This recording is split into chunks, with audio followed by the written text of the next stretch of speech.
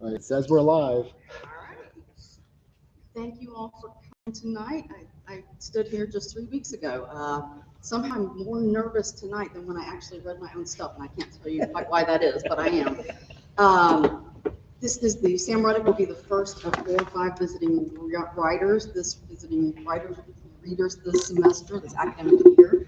And I encourage all of you to follow us on our various social media channels to learn a little bit more. Now, as of day before yesterday, now have a MFA YouTube channel, so follow us there. Thanks everybody for coming. I'm Lynn Watson. Today marks the end of the 7th week I've been at McNeese State, marks the end of the 8th week at in my 8th week in Lake Charles, and it has been a whirlwind, as you can imagine, but a very good one. I already know one thing for sure. There is a certain magic that I've been chasing in my teaching career, in my writing life, and to be honest, my life for the past almost 14 years since I left the Center for Writers at the University of Southern Mississippi. I've been here less than 7 weeks, and I already do know that I found that cool, weird, magical space. And when I told my friend Sam that I got the job, he made the loveliest acknowledgement pretty much any person could make. He said, "Perfect. I don't know anyone who loves workshop working." And that just touched me because the only people who would know things like that are people who were there, who were part of that magic.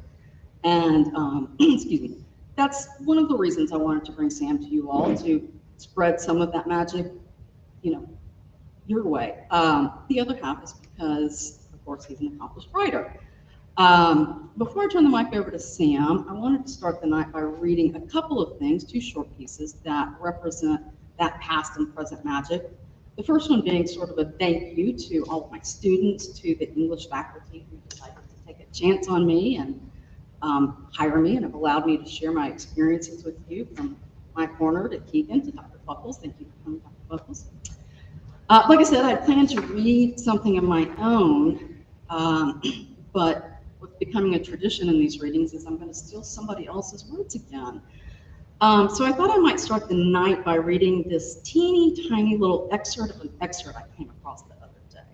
I was on Facebook and saw that somebody has a forthcoming book, a Louisiana folklorist. I can't quite remember the name, and I'll be, full disclosure, I did not ask for permission to read any of those words. So the author's name may be a C or a K, I don't know. But I found this tiny slice of really lovely language, and I'm going to take it, of course, entirely out of context, but I thought that it could just as easily describe our MFA program.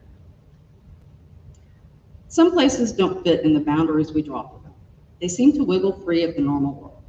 There, the ordinary and the supernatural overlap, just like shades of a Venn diagram, and the everyday mingles with the strange. When they do, a plain Jane walk turns into something eerie. A noise doesn't stay just a noise. A rattle or a moan or even bird song becomes a sound unusual, one that's full of the unexplained. We know not how, it just happens. And when it does, this weird space, this uncanny place, becomes full of opportunities. So to that unnamed author, thank you, Keegan. Please don't fire me. Now I will very quickly get on to the job of introducing Sam. I mentioned my 2 reasons for sharing them with you all. The first being his talent. Sam has published stories in the North American Review, Alaska Quarterly, The Sun, 3 Penny Review, Georgetown Review, Glimmer Train, Story Magazine, Gulfstream, and many, many more. Some of those stories went on to win very prestigious awards like the Penn Henry and the Henfield Prize for Fiction. But that's Sam the writer, and that's only half of the reason I brought Sam here. The other half is about that magic that I mentioned that we found in the Center for Writers that I'm finding here. So I checked in with some of our classmates and teachers and asked them to blurb Sam in person, and here's what they had to say. I call this pigtails. I'll start with the most important of all, a blurb that should make Sam stand proud and tall. Deja tells us that his child thinks he's absolutely groovy and adores that he's raising her to love his monster movies. PJ Underwood claims he once witnessed Sam run into a burning distillery to rescue our fans, and afterwards he thoroughly workshopped PJ's story, making copious line edits. to their fullest glory. We studied with two head girls, Jared and Liz. They're now all grown up with two big kids. But back when they needed help moving mere days before baby one, Liz recalls that Sam showed up first to help them get it done. Jared was equally grateful, as you can imagine, but also treasures their chats on the literary canon of the various representations of giant sand mutants trying to conjure a world full of misplaced pollutants. On to our teachers who do know it all. I'll start with the loveliest, Angela Ball. Sam's fiction is idiosyncratic, says she, full of Kafka destruction and O'Connor absurdity. Last but not least, a Bartholomew Rick, full of that usual old Rick party trick of leaving us wanting just a little bit more when he said, alas, I have nothing. But alas, he opened the door when he followed up with a request for a link to watch live his two favorite students do their McNeese job. And now is the time, friends old and friends new, that I hand one Sam Ruddick over to you.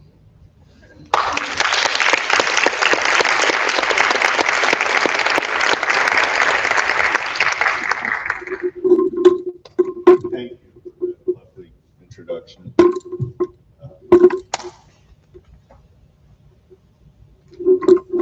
A sip of water before I begin. Can you hear me in back? Everybody can hear me?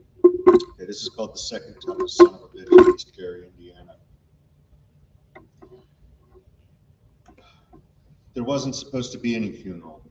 He didn't want a funeral, but my sister-in-law had planned a memorial service at my mother's house anyway, and while I couldn't get a read on my mother's feelings about it, I knew my father would have hated it, just as I knew that he would have humored my sister-in-law, because he would have said, sometimes it's not about the truth. Sometimes it's about kindness, especially when it comes to family. That's what he'd said to me a few years before he died. Not like it was a profound truth or anything, but like fishing advice, like wait till the end of your cast to snap your wrist. He'd made the remark on New Year's Eve. My brother had just called to make amends for punching me in the face the summer before. I'd been drunk that summer, drunk when he'd hit me, so I'd had it coming, I'm sure. But by New Year's Eve, I'd gotten sober, and everyone was cautiously optimistic. It was my first sober New Year's, and I was in Arizona visiting our parents when my brother called, drunk, to make amends and tell me he was proud of me for getting sober. I said okay and thanks, and I loved him too, and so on. And then I went out to the living room and found my father still up. He'd gone to bed early, but he was up again, said he never could get much sleep anymore. He was watching some kind of cop movie with people shooting each other and beating each other's faces bloody, and I told him about the call and how it was funny, my brother being drunk, telling me he was proud of me for being sober. And my father said I'd done the right thing, being gracious. His own brother was dumb as a post, he said, referring to my Uncle Ray, my favorite uncle, a stoner fuck-up who'd once been a musical prodigy, but was now, as my father said, dumb as a post, always calling up drunk to say one stupid thing or another, to complain about his life or make crass jokes, trying to feel connected to someone. And you just had to listen to him and say, yeah, I know, things are tough, and laugh at his jokes as though you hadn't heard them 1,000 times, because sometimes, like my father said, it wasn't about the truth. Sometimes it was about kindness. And because my father had said that, I knew he would have told me to be gracious about the memorial service, even though he'd never wanted a funeral of any kind, least of all a pagan funeral with candles and mealy-mouthed speeches like the ones my sister-in-law had planned. The night before the event, we were having dinner with my mother at her house in Arizona, my wife, my sister-in-law, my brother, and my sister-in-law was explaining how the service would go, who would say what and when. And she asked my wife, my Mormon wife, if she wanted to say something during this pagan funeral. And before my wife could say anything, I told her she didn't have to. There's no reason you're going to take part in this circus, I said, without realizing that this would be an insult to my sister-in-law, that describing the thing as a circus was the same as shitting all over it. I was just trying to protect my wife, who was still relatively new to the family and not accustomed to our eccentricities. I worried that it would infringe on her religious beliefs to participate in a pagan funeral. That's why I said it. Unless, of course, I said it because I did in fact think it was a circus, and here at the table had the opportunity to let everyone know. Bad business, that. But my wife said she would sing, so that night we practiced. I played the guitar, and she sang On Eagle's Wings, a song I picked because I'd heard it at my grandmother's funeral.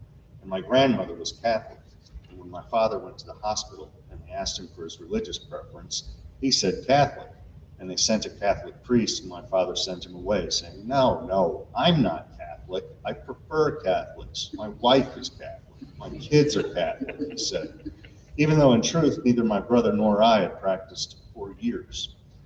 That was, in fact, why my father had told me it was okay, good even, to marry a Mormon, in spite of my Catholic mother's objections. Your kids won't be Mormon, he said.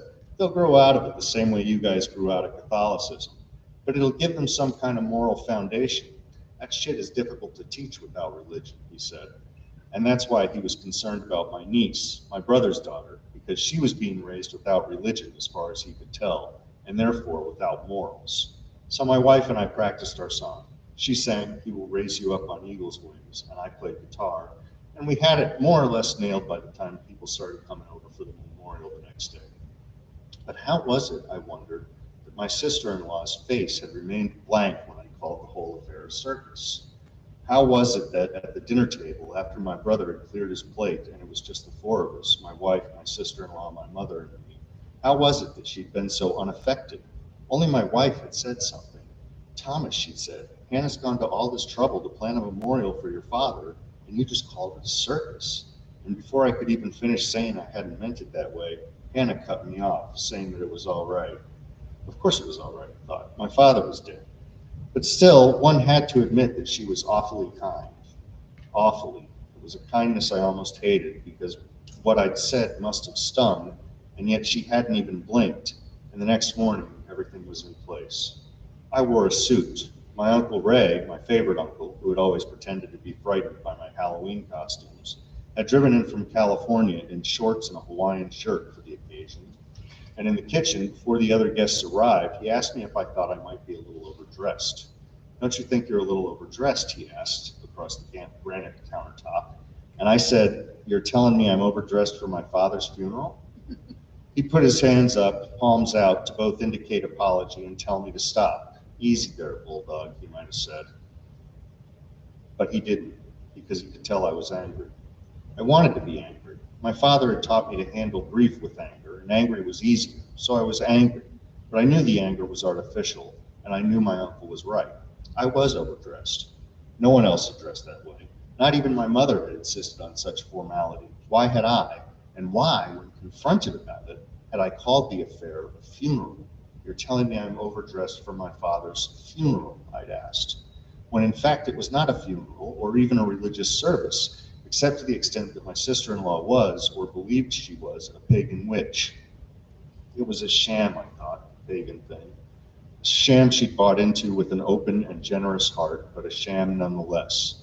Paganism, she'd once told me, was rooted in nature, and as such had more respect for women than Christianity, which was patriarchal and therefore oppressive. And I wondered, who were these pagans? They could not have been Vikings. I'd studied Vikings as an undergraduate. Vikings would have strangled slave girls and burned them on the boat with the dead chieftain. That was their version of a memorial service. And what did any of it have to do with my father? He didn't want a funeral. Why did I call it a funeral? Did I want there to be a funeral? A formal event to validate my guilt? The feeling that, when I'd stuck my fingers in his mouth in the hospital to pull the bloody phlegm from his throat because he was too weak to spit it out himself, I'd killed him, because I'd exposed him to whatever bacteria may have been on my fingers, which in his weakened state had led to a C. diff infection, which had not in truth been the thing to kill him, but had so severely complicated his recovery that it might as well have been. Who did I think I was, taking on that guilt, wearing a suit? My father would not have worn a suit. My father would have said, "Don't you think you're a little overdressed?" I didn't have any business being angry with Uncle Ray, my favorite uncle, who shrieked in terror when at the age of 6 or 7, I'd leapt from behind a door in a space alien costume my mother had made with construction paper and garbage bags. After the service, after the so-called mourners had gone, he would ask my mother to give him back the bag of weed he'd given my father a year before, which my father had never touched, and which my uncle would subsequently find while helping my mother go through the old man's things. "Do you mind if I take this?" he would ask. My mother would keep it and throw it away. She would tell me about it days later after the service, after Ray had gone home. "What kind of a thing is that to ask?" she would say. "I mean, what was he thinking?" But Ray was never much good at thinking. He was good at music, but like me, he'd squandered his talent on alcohol and drugs because he was, as my father pointed out, dumb as a post. So as he walked away from the kitchen counter, my Uncle Ray that is, I told myself not to be angry with him for asking me if I thought I might be a little overdressed. He'd only asked, I told myself, because he was dumb as a post. The mourners arrived. We went to the backyard, a large fenced-in concrete space with a swimming pool and a seating area and a view of the mountains and the cactuses and the rocks in the desert. And my sister-in-law lit a candle and said a few words about the spirit of the universe, the spirit of my father, some such, no matter. Then she sat down and my brother stood to speak. My father, he said, and raised a finger, always dealt with you one-on-one. When he dealt with you, my brother said, he dealt with you one-on-one. And I wondered, what does that mean? Of course he dealt with you one-on-one. Was there another way to deal with people? The observation was so banal, and yet so obviously meant to carry the weight of eulogy that it was insulting. Could he have meant it as a macho thing, like he dealt with you man to man? Or was there some other meaning I'd missed, something about the dignity and primacy of the individual, perhaps?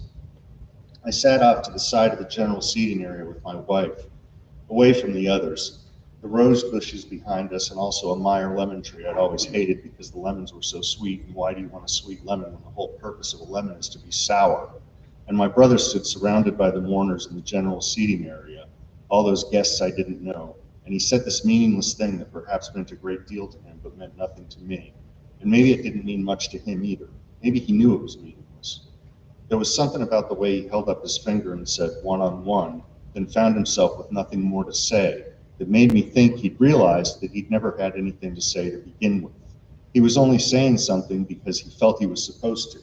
He'd struggled to come up with something meaningful, only to discover that it was a platitude, and that nothing he had to say mattered in the least. The old man was simply dead. But who was I to think such things? A man who criticizes his brother for his father's eulogy? This is not a man you want to be. This was not the man I wanted to be. My father didn't like my brother, I knew, and my brother didn't like him. Their relationship had been strained. Many times my brother had told me that my father was out of date, a dinosaur, a controlling naysayer, and many times my father had told me that he'd had his Fredo moment with my brother. I've had my Fredo moment with your brother, he'd say, which I took to mean that he'd had done with him, that his feelings for my brother were like Michael Corleone's feelings for Fredo. My brother, I was given to understand, could get in the boat with Fredo because he was nothing to my father now. I do not think my father meant this, not even for a second, but my father and I had never had a Fredo moment, and so he could vent to me, as he had about my brother after the business with the realtor. When my brother moved to Tucson, my father connected him with the realtor. I couldn't imagine at the time why my brother would have wanted to move to Tucson. I told him in private that I couldn't imagine moving to Tucson myself, meaning that I couldn't imagine wanting to live in the desert with cactuses and rocks and scorpions and dust. But what he thought I meant was that I couldn't live near our parents. So he told me that he was moving there because I wouldn't, and because eventually someone was going to have to take care of our father. There would come a time, my brother said, when our father would not be able to take care of himself, and someone would have to wipe his ass. There was a part of my brother that would have enjoyed that, I thought, enjoyed wiping our father's ass. He'd always felt that our father was a controlling naysayer, after all, and he might have taken a perverse pleasure in seeing the roles reversed, being in a position of power for a change, playing the strong and competent caretaker to our helpless, pathetic father. But when I told our father sometime later that my brother's intention was to take care of him, my father laughed. He laughed until he was breathless, then said it would never happen. Never happen, he said, and he stopped laughing. I wondered now, as my brother stood among the mourners and said that our father always dealt with you one-on-one, if my father had in fact pondered it for a moment. What if my brother did have to take care of him? He might have wondered how terrible it would have been. Or he might have been thinking something altogether different, like, who does he think he is? In any case, he stopped laughing. My brother moved to Arizona, and my father connected him with a realtor. My father's realtor. My father had always thought business was about relationships, so it was a meaningful act connecting my brother with his realtor.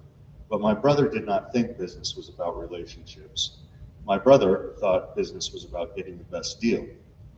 So he let my father's realtor show him a house, then had another realtor, presumably one who would take a lower commission, close the deal. My father was enraged, and when he confronted my brother about it, my brother called him dude and told him it was none of his business. Dude was the last straw, the final bit of disrespect. They'd made amends eventually, but my brother and my father, because as my father pointed out, sometimes it wasn't about the truth, it was about kindness. Like the kindness my father had shown his own dumb fuck brother, my Uncle Ray, who nodded with faux seriousness as my brother prattled on with this one-on-one business. Uncle Ray, nodding reverently in his Hawaiian print shirt. Our father had taken us to Hawaii once, my brother, and me. I was in eighth grade, I think, maybe 11 or 12 years old.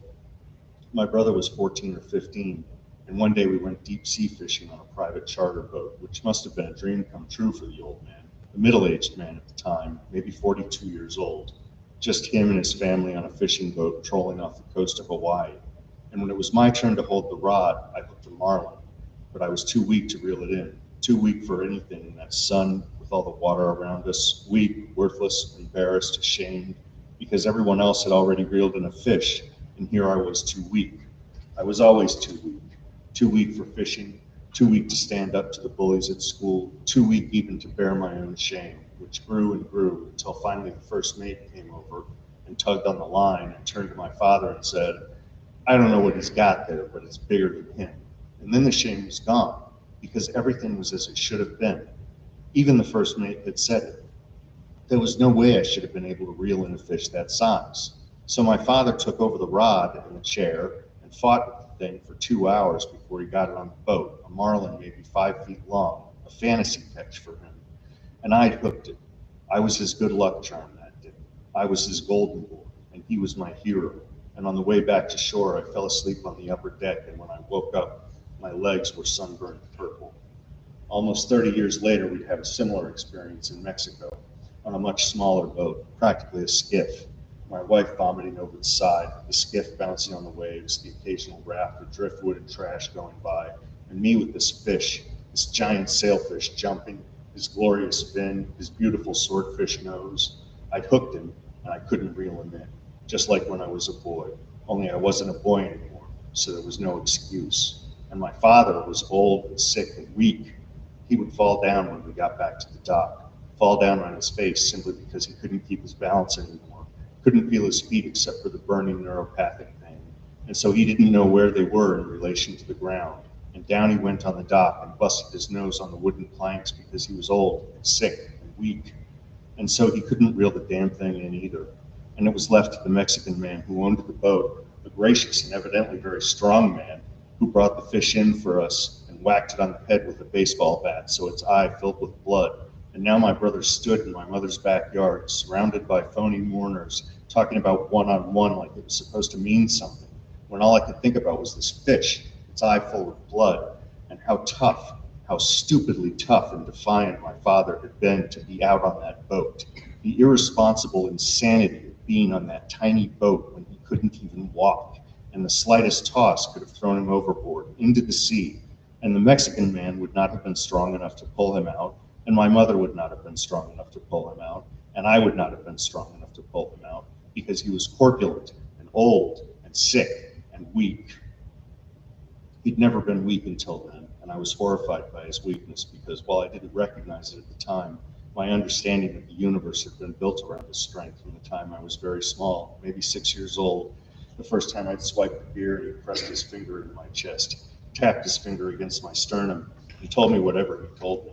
I couldn't remember what. All I could remember was the strength of that finger tapping at my chest like a hammer, his fury, and the yes, one-on-one nature of the exchange. The funeral goers were drinking. All the funeral goers were drinking except my wife and me. We did not drink. Even my brother had a scotch on the table beside him. Not moments after noon, the sun bright, the Arizona sky like an anvil, and I wanted a drink too, wanted one badly, because I hadn't had one in years, and I was tired of being sober, and I was tired of wondering what one-on-one was supposed to mean. Was it an homage to the old man's integrity, his respect for his fellow man? What sort of grotesque nonsense was this? And how, after I'd gone through an ocean of memories, could my brother still be talking about it?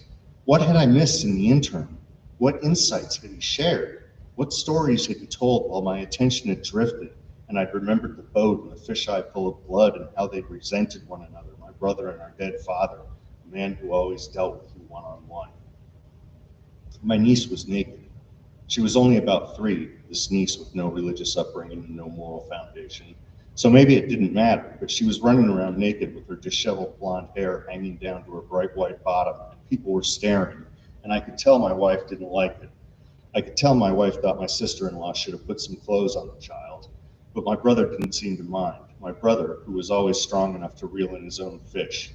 When we were children, he seemed the favorite because he loved to fish, and he didn't care if he got worm on his finger or fish guts on his shirt. He reveled in it like my father, reveled in baiting the hook and casting it into the water and reeling in his prey and gutting it for dinner or even just throwing it back when I could never stand it. I could never stand to touch the fish, that slimy coating on their bodies that made my fingers sting. I couldn't stand touching them, and I couldn't stand to think I was hurting them. The first time I'd ever gone fishing, I was 6. We were on the rocky bank of a swiftly moving river, and the fish were running, something I've never seen since. And the river was not much wider than a creek and not very deep, so you could see that it was full of fish flicking their tails. And my brother caught one, and my father caught one, and I snagged one by the eye. It had been swimming, minding its own business in the current, when my hook had lanced its eye, and I reeled it in and saw it and cried, and my brother mocked me. And I imagine now that my father might have been amused, but at the time I imagined he was ashamed. The way I would imagine later, as a high school wrestler, that he was ashamed when he came to one of my meets and saw me pinned in 6 seconds, after my brother had won 3rd in the state, a bronze medal. He was so nimble and quick and confident and strong. When I was in trouble with bullies, my brother was always the one to get me out. He'd beat them senseless if intimidating them wasn't enough. And when we were stoned out of our minds and tripping on acid at some concert or another, back when he was in college and I was in high school and we would get stoned together, he was always the one to navigate the crowd to go for water.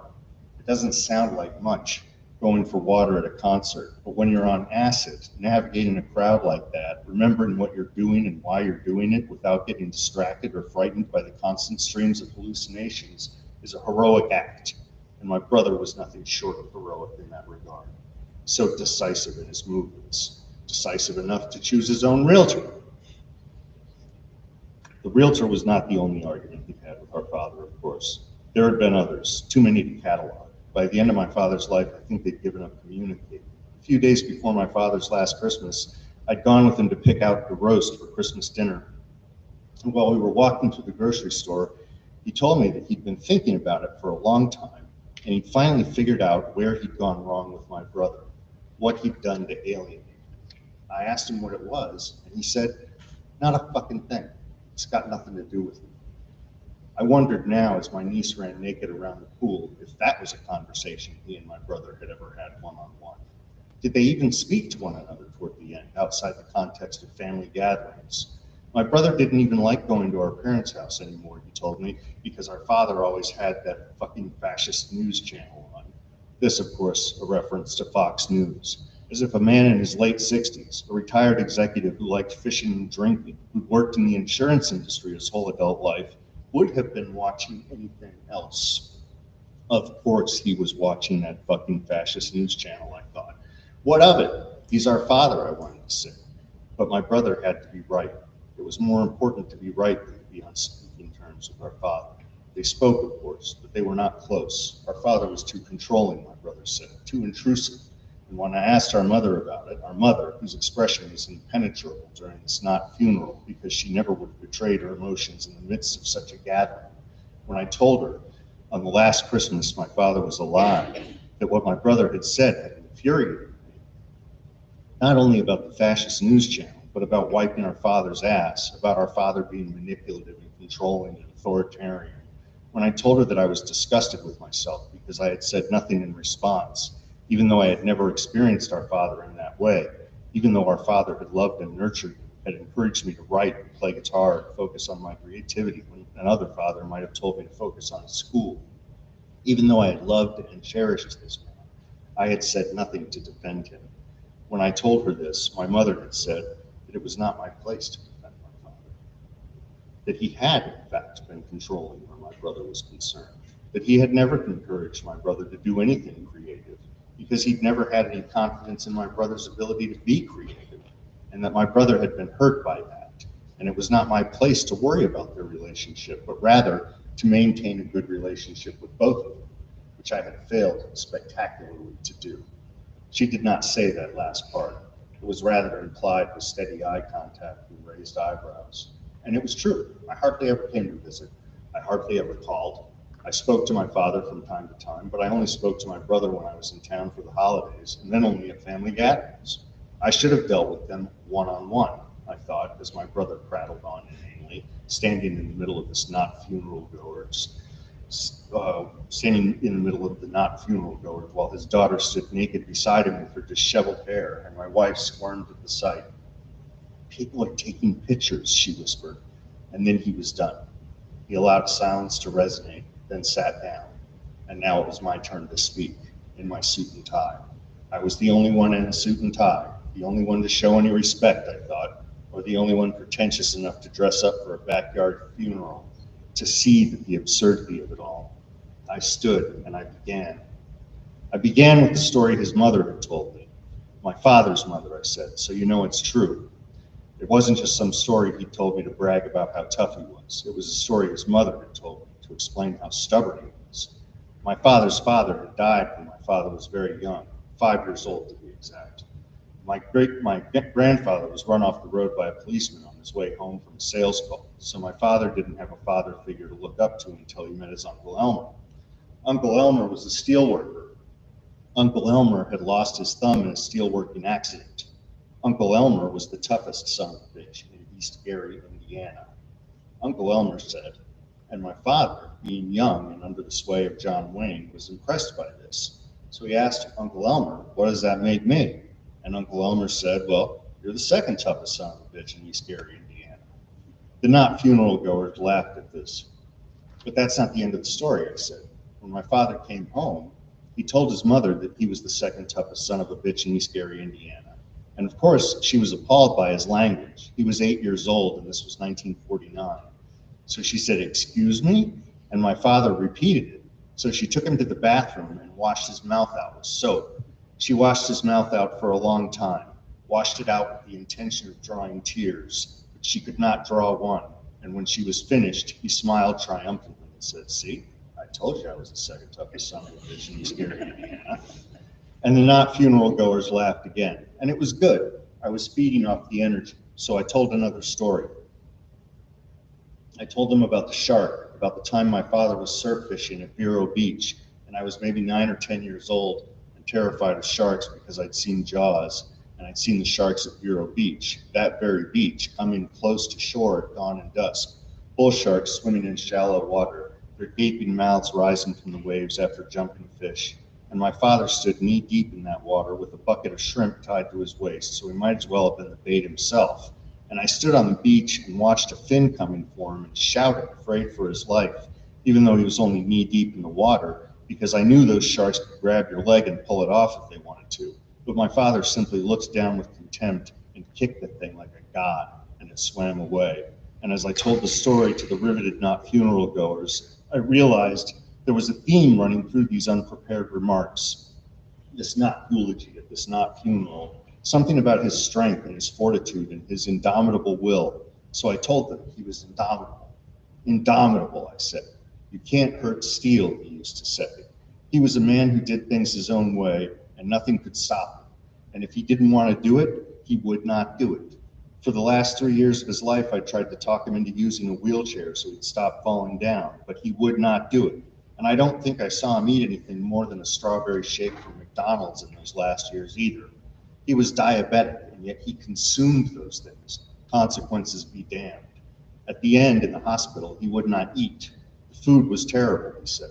The doctors would have cut a hole in his belly to feed him through a tube if only we had given our consent, but we would not give our consent, and he would not eat. And as I was telling them this, the people at this not funeral, this charade of a fucking funeral, I began to feel as though I'd lost the thread, as though this was not, in fact, connected to his being the second toughest son of a bitch in East Gary, Indiana. And in spite of the stubbornness that seemed to connect the incidents, what I was really talking about was his suicide, his refusal to take care of himself, and how I begged him to eat. I didn't tell the mourners that. The mourners who didn't know him, didn't love him. I didn't tell him that I begged him to eat. or that when I'd asked him why he wouldn't eat, he'd said, "It just isn't in me." I didn't tell them how I had felt until that time, as though his refusal to eat had been a surrender based not on weakness, but on indifference, like he just didn't want to be with us anymore, like he just didn't care, when in fact, the truth was not that he wouldn't eat, but that he couldn't.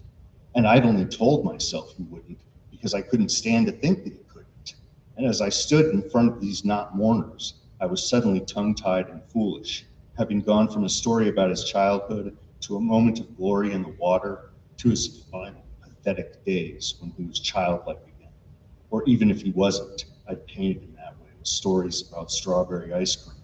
And I hated myself. I hated myself. So I sat down. I picked up my guitar and I played the song my wife and I had rehearsed, On Eagle's Wings, a Christian song at a pagan funeral. And my wife's voice rose beautiful into the giant sky, and I played the chords. And I looked from my mother's face, a face I couldn't read, to my brother's inane seriousness, to my uncle's smiling, phony, reverent Hawaiian shirt stupidity, and my sister-in-law's tearful, earnest desire to give us some kind of memory of the man, and I hated myself, and I thought they were better than me, and my niece danced naked, and I thought, let her be naked, let her dance.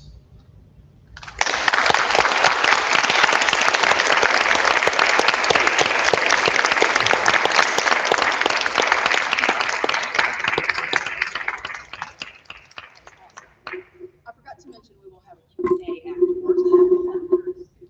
Up here. Questions? Would you understand me at the end? I needed a sip of water bad.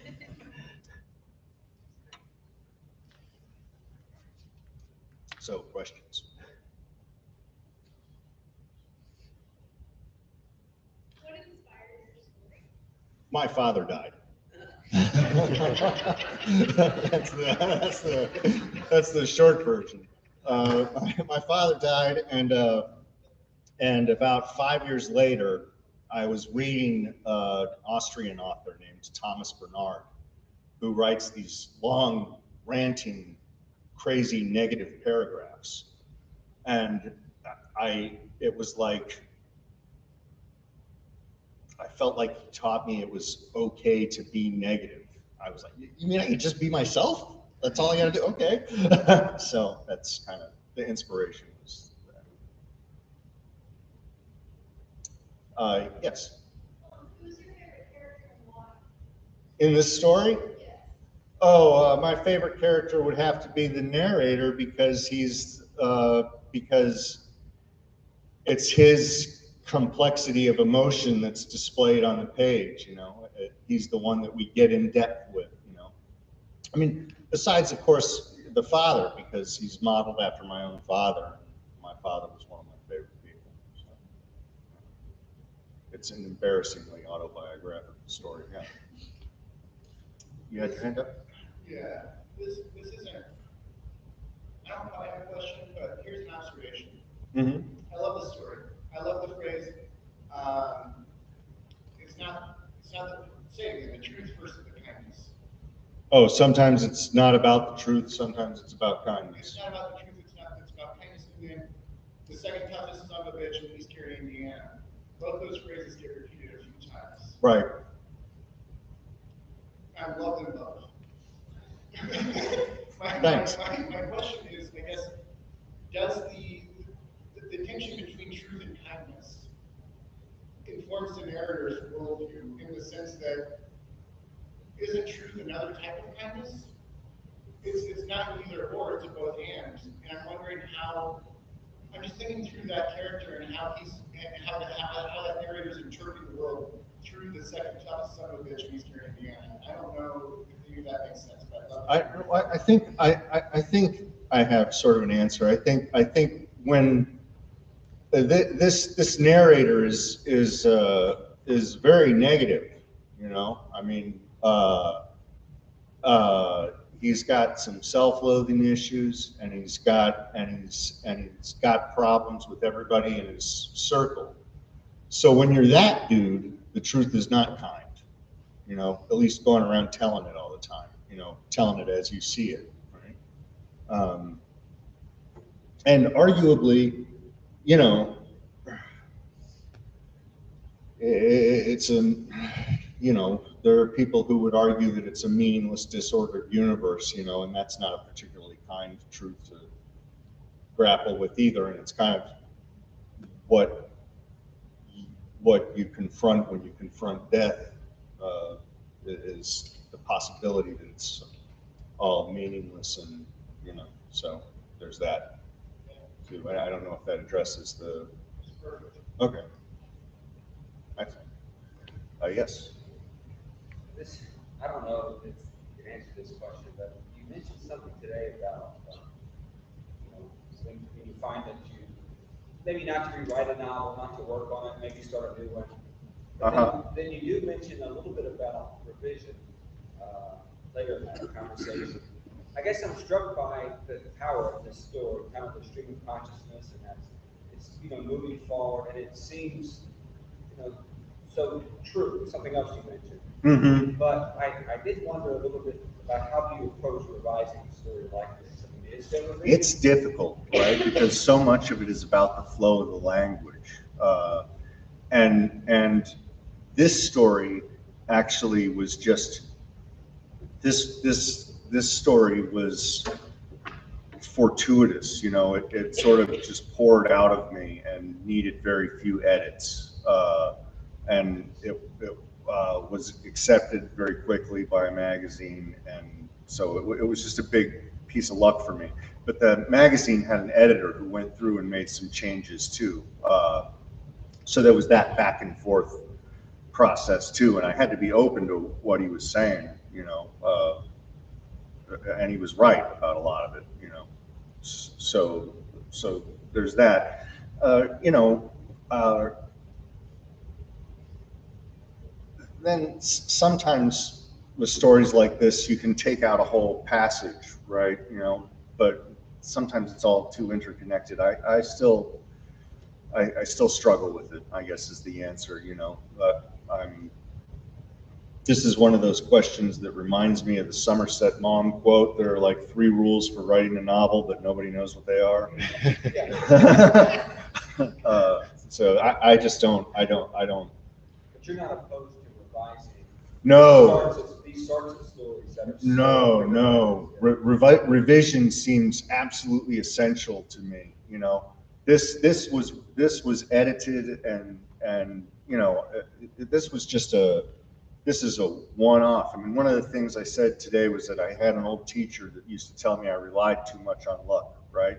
This was a very lucky story for me. The other stories like this, you know, I've struggled with for 6 months at a time, you know. So I would never want to spend 10 years on a novel again, you know, to work on a story on and off over a period of time is, I think, a pleasure. Somebody else had their hand up over here. Right there. No, maybe. Understanding of the narrator changed between when you started writing it and now re-experiencing it? I'm sorry, I can't hear you. Has your understanding of your narrator changed between when you started writing it and now re-experiencing it? Is it different? Oh, well, I don't know. I mean, my understanding of the narrator changed from when I wrote the first sentence to when I wrote the last sentence, right? I don't know if it's changed much since then, you know. Reading it now, I find that it's, I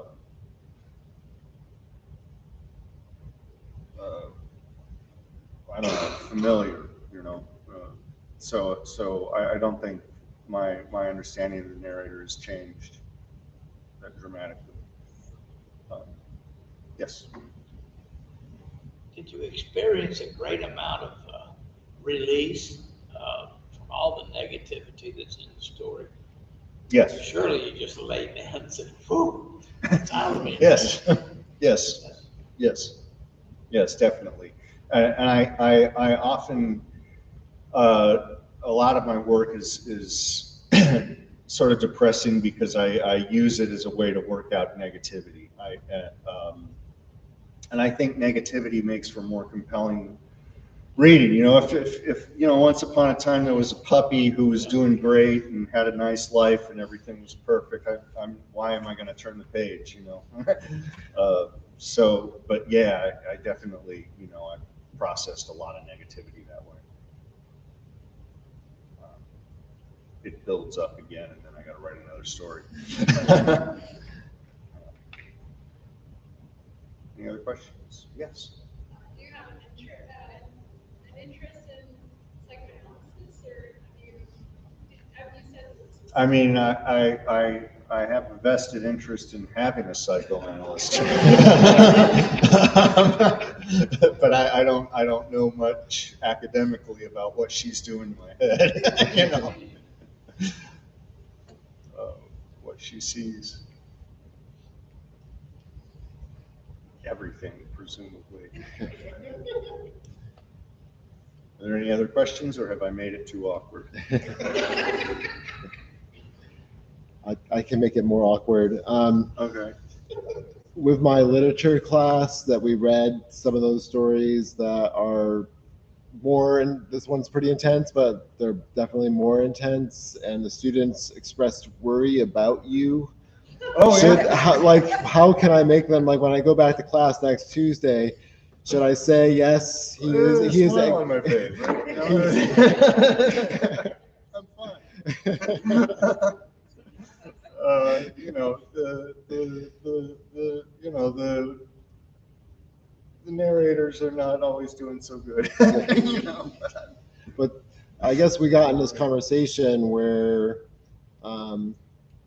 they, you know, just because the narrator, you might be worried about the narrator or have negative feelings about the narrator, that you can't apply that to the writer or the artist. Right. Do you have any thoughts on that? Like, well, I think it makes a little bit of sense to apply it to the writer, but it's a very limited. You have to bear in mind that it's a very limited part of who the writer is, because you can't get your whole self onto a page. You know, so. You know, I throw on the negativity, and then I throw in a couple flowers, you know, the niece in this story, you know, to brighten it up a little bit. You know. Yes. I just wanted to say, I kind of felt that I'm not so worried about the narrator anymore, because it sounded like at the end he came to this, you know, epiphany, let her dance. Like, right, yeah, yeah. So I found, I don't know if that makes me. You're optimistic. Well, I thought it was an uplifting ending, you know.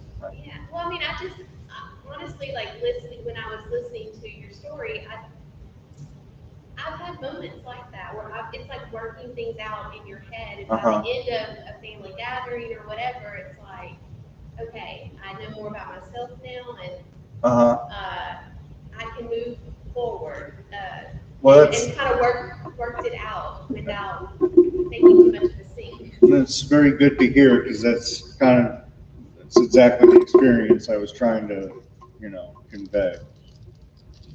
That's great. Thank you. Yes. Yeah, the women in your story I found really almost more compelling than the narrator. Because you have the mother, the grandmother, but the wife and the sister-in-law. But in that innocence that you brought in with the child, were you thinking of the innocence of the narrator's childhood then, or was it just? No. Just there? No, I was thinking of my niece. You know, but I mean, I thought with the four women, the four dominant women in that story, you had that development of the innocence all the way to the mother. Right. Yeah, which developed, I thought, real nicely throughout the story. I've never thought of it that way before, so that's great. I'm glad to hear that. It's not your fault, right? Yeah, it's incidental sort of to the fact that there was in fact this funeral, and then my family was there, so when I sat down to write this one, I put somebody in all those places, so it just so happens. How long did it take you to complete? This one? Yes, sir. This one was maybe 2 days. I think I wrote like the first little bit, and when it started to get ugly, I'm like, I'm gonna need a minute. So I wrote like maybe a page and a half or 2 pages, and then I stopped, and then I came back the next day and finished it. And then there was, like I said, there was one edit. I sent it to a friend of mine actually, and he sent it back with like 1 or 2 little things, and I sent it out to magazines. So it didn't take long at all. But that's not typical. Again, this was a really lucky story. Most of the time when I write a story, it takes a lot longer than that. I got a new one cooking now. I've been on the same paragraph for a week. So I mean, the story's only going to be a paragraph long, maybe a 16-page long paragraph. but so far, I'm on the first paragraph. I don't know how. I don't know when it's going to be done. I don't know where it's going to go. I don't know how many times I'll have to revise it. There was one story I wrote, and I revised it multiple times and then sat on it for a year and sent it out. And the magazine took it, but the editors of the magazine cut out like a 3-page section of it. And it was better. It was better. I was like, oh, that is better. Hey, all right. I'll take credit for that, sure. So it's good. The editing and revision process is such a variable for each story. Yes. So this is very heavily autobiographical. So do you market this as creative nonfiction or as fiction? I market it as fiction because I've always published fiction in the past, mainly fiction in the past, and because at the level of form, it reads like fiction. It reads like a story, and everything I write tends to read like a story more than it reads like an essay, So I just stick with fiction because that's the train I'm on, I've worked on some nonfiction, but I haven't, I haven't published that much of it, So I tend to try to shape things into stories. They have the shape of stories. The trajectory of a story, and the use of imagery is more like it is in a story. So I always stick with story.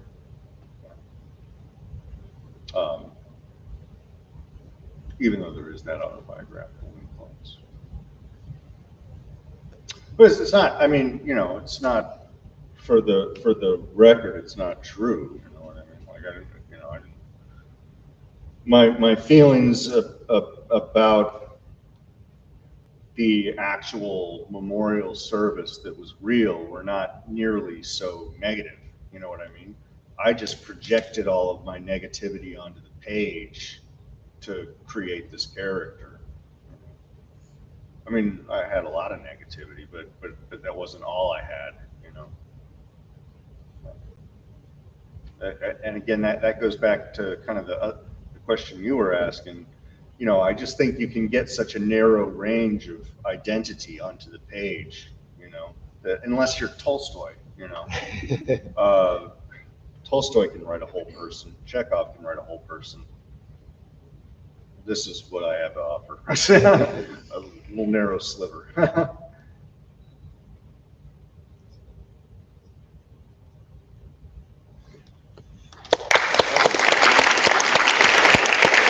Thank you very much.